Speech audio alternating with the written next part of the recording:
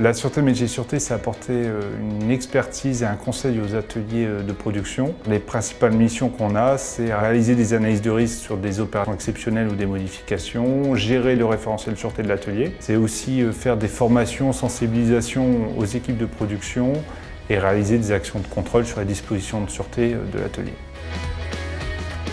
On a aussi une mission de retour d'expérience où on analyse les défaillances qui peuvent être récurrentes au sein d'un atelier et derrière on en tire des nouveaux outils.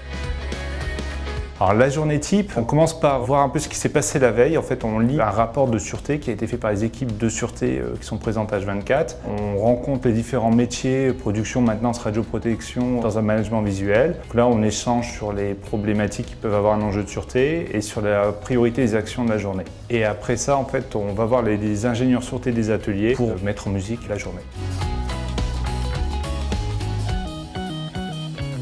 Je conseillerais le poste d'ingénieur sûreté pour un jeune diplômé. On découvre vraiment la vie d'une usine au travers de la sûreté, c'est-à-dire le pourquoi de l'atelier finalement. On va découvrir le pourquoi de l'atelier, comment il a été conçu. Et donc c'est une découverte, c'est un premier pas dans une usine qui me semble très intéressant.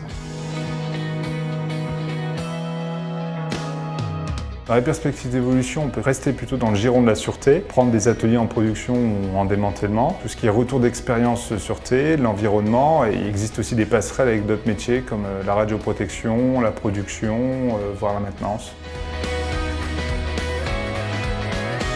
Alors moi, j'ai pas eu tout une formation liée au nucléaire. Finalement, ce qui m'a attiré, c'était par curiosité, vraiment par curiosité, je voulais comprendre comment ça marche. Je suis quelqu'un qui aime bien comprendre comment ça marche, donc je me suis dit pourquoi pas.